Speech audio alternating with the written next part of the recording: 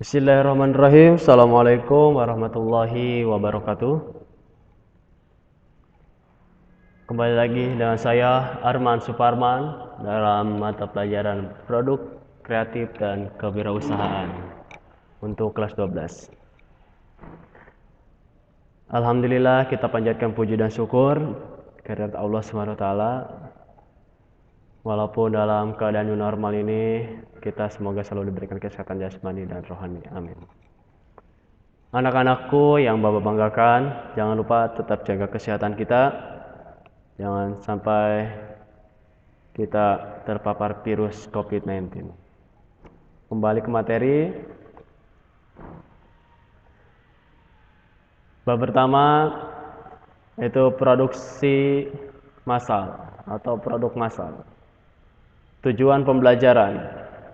Yang pertama adalah memahami konsep produksi massal. Yang kedua, memahami perencanaan dan peramalan produksi massal. Yang ketiga, menjelaskan pengukuran keberhasilan produksi massal. Dan yang keempat, mengetahui tahapan pada produksi massal. Lanjut A. Hakikat dan konsep produksi massal. Pengertian produksi massal.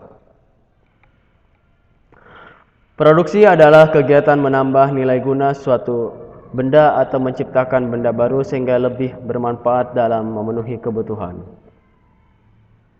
Sedangkan massal berarti mengikut sertakan atau melibatkan banyak orang. Sehingga produksi massal adalah kegiatan memproduksi barang tertentu yang sudah ditentukan standar spesifikasinya dalam jumlah besar melalui serangkaian operasi yang sama dengan produk sebelumnya.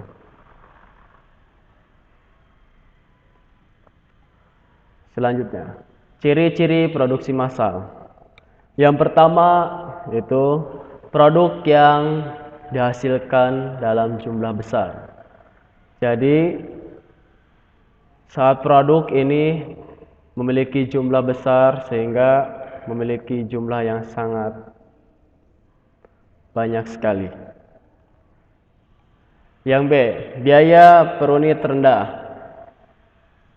Kalau kita membuat suatu produk atau produk dengan jumlah yang sangat besar sehingga kita akan memiliki jumlah atau memiliki budget atau biaya per unit yang lumayan rendah. Yang C, bertujuan menguasai pasar. Setelah kita membuat produk dengan jumlah yang besar, tujuan kita adalah untuk menguasai pasar. Karena nanti produk yang kita telah dibuat, kita akan didistribusikan ke pasar dan sebagainya. Yang D, dijual di pasar bebas. Produk atau produk yang telah kita buat, maka tidak hanya dijual di suatu toko atau di suatu PT, tetapi kita bisa menjualnya di pasar bebas. Yang E, hampir tidak ada variasi produk. F, harus ada stok untuk memenuhi kebutuhan saat masa tunggu. Jadi setelah kita membuat produk atau produk, jadi kita harus memenuhi kebutuhannya saat masa tunggu, sehingga setelah produk yang kita buat saat membuat lagi atau produk yang udah dibuat, kebutuhannya masih ada, sehingga kita tidak perlu mencarinya kemana lagi. Bila terjadi kelebihan produk atau overproduction, perusahaan akan memaksa pasar dengan melakukan promosi, diskon, hadiah dan lain-lain agar produk cepat terserap. Nah, jadi ini adalah suatu strategi ya dalam pasar. Saat kita memproduksi barang yang lebih banyak, maka kita memiliki target untuk cepat habis dan sebagainya.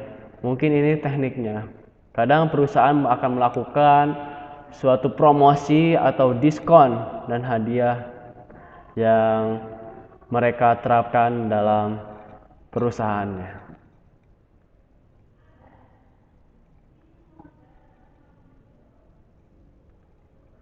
Materi selanjutnya, kelebihan dan kekurangan produksi massal. Nah, jadi setiap produk itu pasti akan ada kelebihan dan kekurangannya. Jadi kalian jangan heran ya. Oke, untuk kelebihannya yang pertama, hemat biaya. Ya, ini sangat menguntungkan sekali karena akan menghemat biaya terhadap kita. Yang kedua, efisiensi waktu karena produk yang kita buat itu secara massal. Ya, secara keseluruhan. Yang C, tingkat keakuratan tinggi. Jadi produk yang kita buat tidak akan bermasalah sehingga kita bisa menjualnya atau mendistribusikannya kepada konsumen dengan baik. Yang D, tingkat produksi cepat. Nah, ini.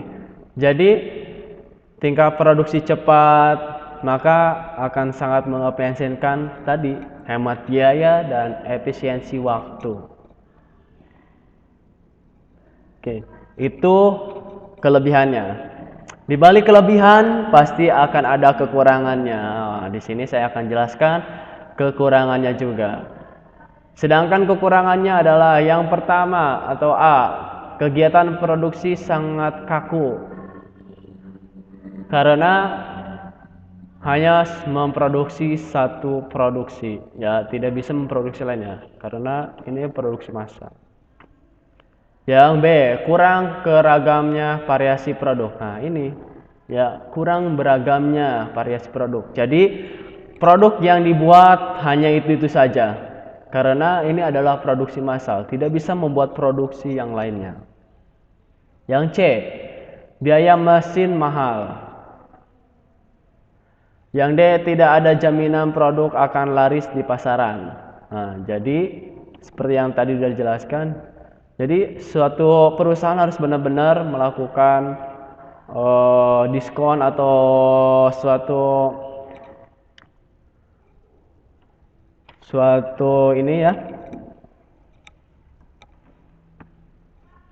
strategi biar bisa produk ini akan laris di pasaran. Nah, gimana produksinya, gimana strateginya itu akan diatur oleh perusahaan atau si pedagang tersebut. Oke, ya.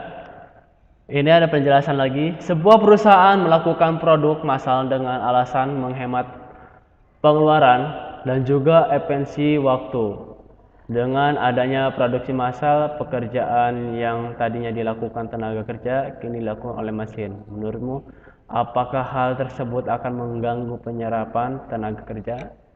Nah, ini adalah sebuah pertanyaan nanti sama kalian dijawab di kertas folio ya. Terus di sini yang kedua, tulislah pendapatmu mengenai kelebihan dan kekurangan produksi massal. Tuliskanlah pada pendapatmu dalam kertas folio. Nanti sama kalian ini untuk tugasnya. Jadi apa pendapatmu ya, pendapat kamu ya tentang kelebihan dan kekurangan ini dalam produksi massal ini. Sama kalian ditulis, kerjakan di kertas folio.